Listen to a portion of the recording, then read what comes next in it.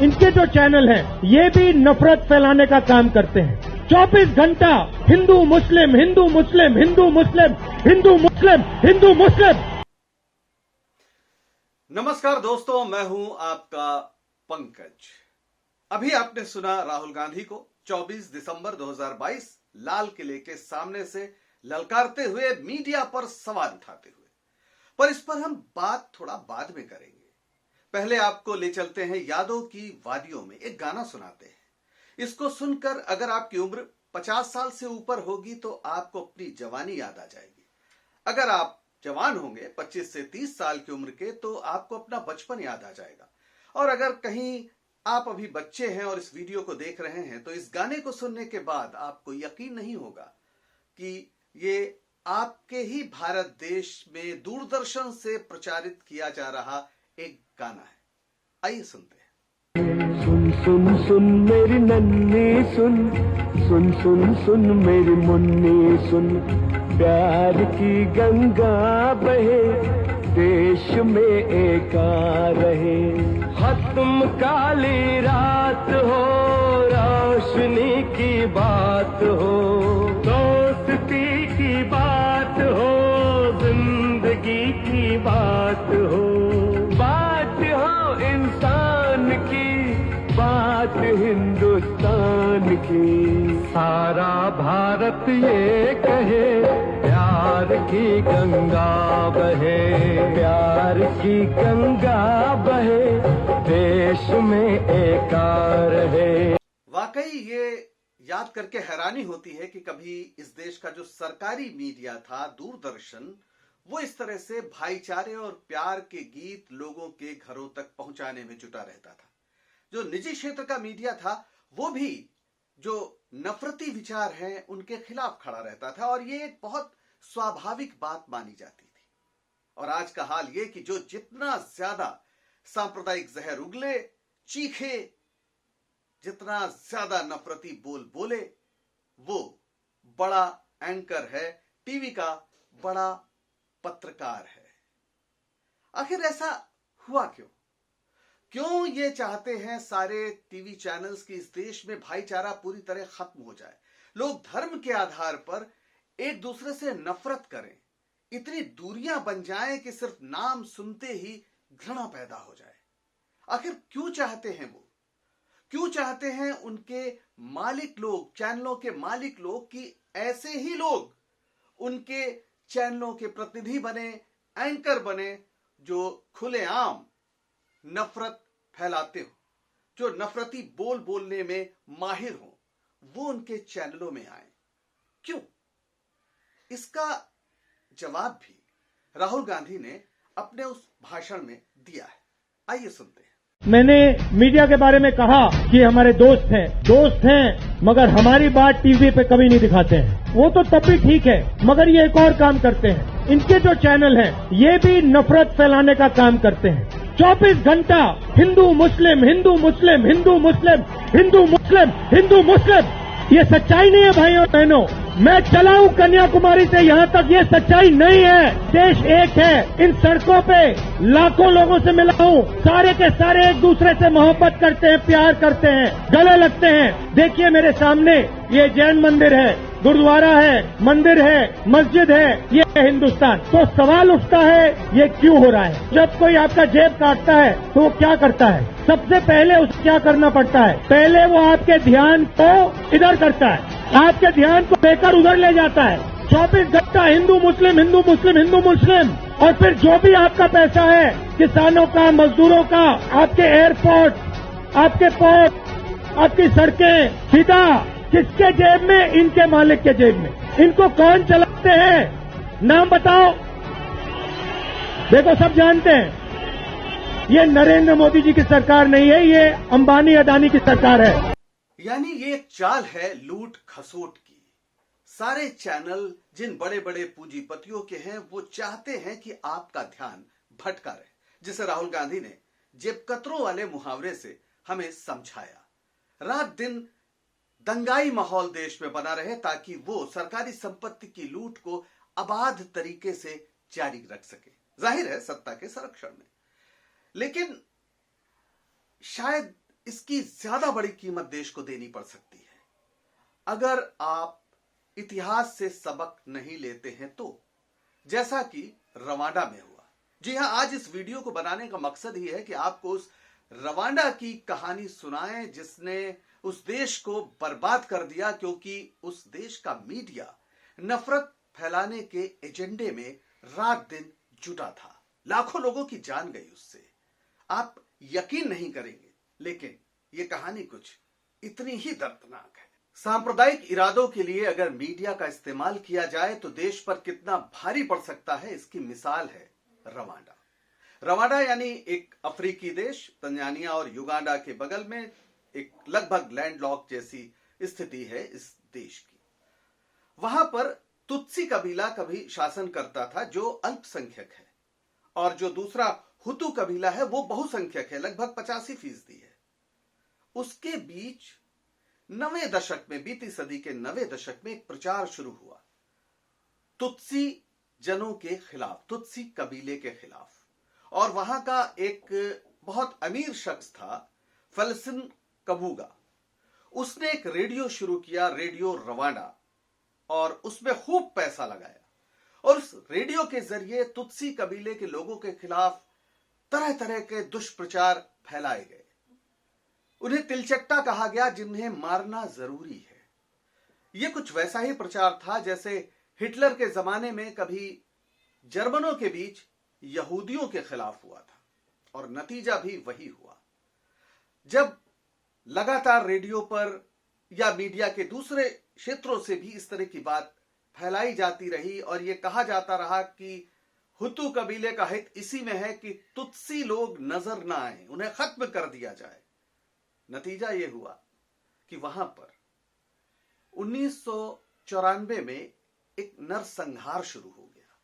100 दिन चला वो नरसंहार और 8 लाख से ज्यादा लोग मार दिए गए।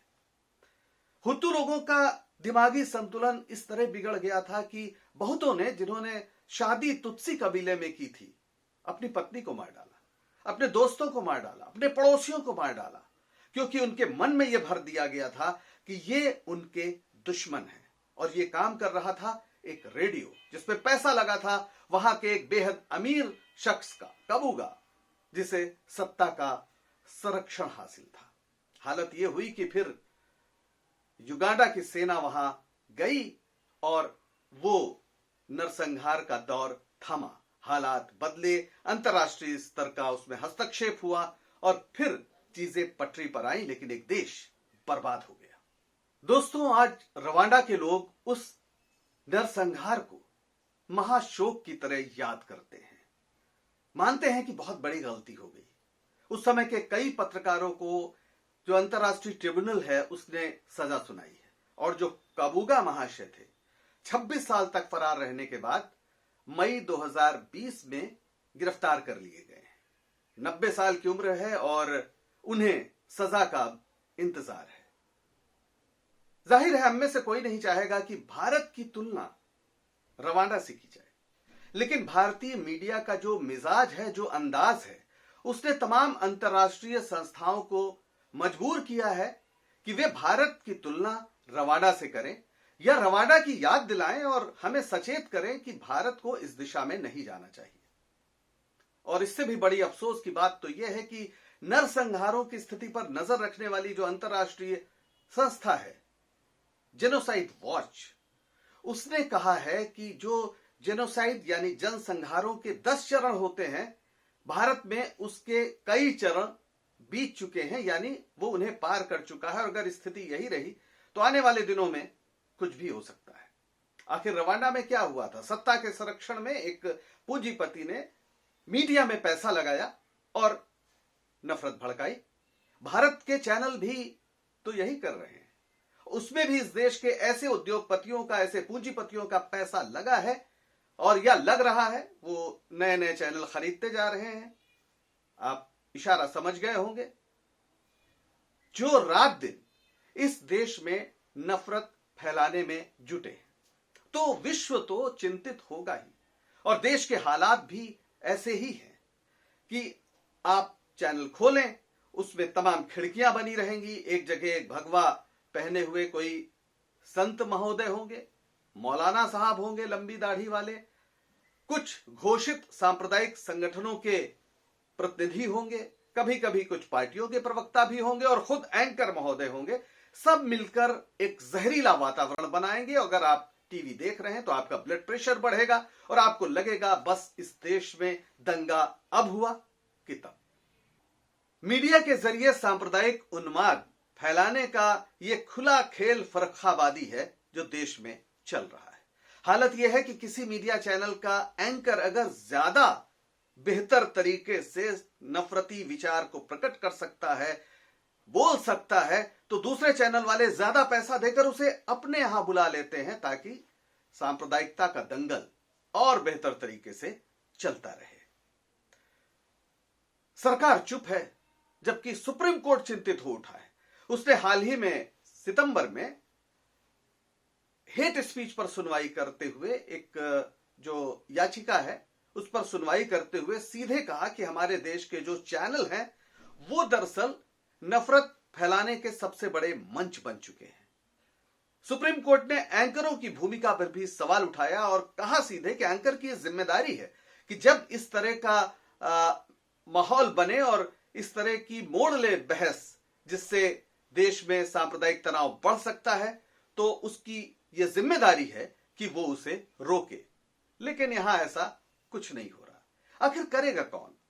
क्या ये काम इस देश के सूचना प्रसारण मंत्री माननीय अनुराग ठाकुर जी करेंगे? आपको शायद याद हो कि बस 2 साल पहले 2020 में जब दिल्ली में चुनाव हो रहे थे तो वो मंच से नारा लगा रहे थे, देश के गद्दारों को मारो गोली डैश डैश डैश। उस समय वो केंद्र में वित्त और कॉरपोरेट मामलों के राज्य मंत्री थे। सबने सोचा कि भाई अब इनसे तो ये पद छीन लिया जाएगा, क्योंकि इस तरह से खुलेआम नफरत फैलाना संविधान का अपमान है, उसकी जो शपथ ली है उसका अपमान है। लेकिन नहीं जनाब, उन्हें 2021 में कैबिनेट मंत्री बना दिया गया, उन्हें प्रमोट कर दिया गया और अब उनके हाथ में सूचना और प्रसारण मंत्रालय है जिसका यह दायित्व है कि चैनलों में जो कुछ गलत हो रहा है उस पर वो लगाम लगाएं, सवाल करें। लेकिन जो खुद इस तरह के नफरती नारे लगा चुका हो सार्वजनिक तौर पर, क्या उनसे आप ये उम्मीद कर सकते हैं कि वो चैनलों पर रोक लगाएंगे? राहुल गांधी अपनी भारत जोड़ो यात्रा के जरिए देश को चेताने निकले हैं, बताने निकले हैं कि अगर आप नफरत के रास्ते में आगे बढ़ोगे तो क्या हो सकता है। मैं एक पत्रकार के बतौर आपको रेडियो रवांडा का जो अनुभव है वो बता रहा हूं ताकि आप थोड़ा सा चिंतित होइए, थोड़ा सा सचेत होइए। और बहुसंख्यक समाज के लोगों को ये समझना होगा कि नाजी उत्पीड़न का विरोध करने के लिए जरूरी नहीं कि आप यहूदी हो। ये कहावत है, मैं खुद नहीं बोल रहा हूं। यानी जहां पर भी अत्याचार है, जहां पर भी गलत है, उसे बोलना हर उस व्यक्ति का फर्ज है जो थोड़ा सा संवेदनशील है, थोड़ा सा भी संवेदनशील है, उसे बोलना पड़ेगा। अगर आप नहीं बोलते हैं तो आप अपने देश के साथ दगा करते हैं और शायद अपने धर्म के साथ भी। याद कीजिए उपनिषदों में क्या कहा गया है, अयम निजः परो वेति गणना लघु चेतसाम उदार चरिता नाम त वसुधैव कुटुंबकम। यानी जो अपना पराया करता है, जो कहता है ये मेरा है ये मेरा नहीं है, वो नीच होता है। जो उदार चरित्र के लोग होते हैं तो वो पूरी वसुधा को अपना परिवार मानते हैं। यह है भारतीय दर्शन परंपरा, जिसे अब धर्म और भारतीयता के नाम पर, भारतीय परंपराओं के नाम पर गौरव गान करते हुए भारत का अतीत, उसे नष्ट किया जा रहा है। इसलिए सबसे जरूरी है कि जब सरकार नहीं बोल रही है, जब हमारे नेता बहुत से नहीं बोल रहे हैं, तो जनता आगे आए, जनता बोले और भारत नाम के इस विचार को बचाए जो विविधता में एकता का संदेश देता है, और साथ में ये गुनगुनाए, सारा भारत ये कहे प्यार की गंगा बहे, प्यार की गंगा बहे, देश में एकार है। सारे बच्चे बच्चियां, सारे बूढ़े और जवान, यानी सब हिंदुस्तान। प्यार की गंगा बहे, देश में एकार है। प्यार की गंगा बहे, देश में एकार है। डॉक्टर पंकज स्पीक्स में आज के लिए बस इतना ही। अगर आपको हमारा ये प्रयास पसंद आ रहा हो तो इस चैनल को कृपया सब्सक्राइब करें, लाइक करें, अपने दोस्तों को बताएं, ताकि एक मुहिम जो शुरू हुई है वो आगे और आगे बढ़ सके। अब दीजिए इजाजत, नमस्कार।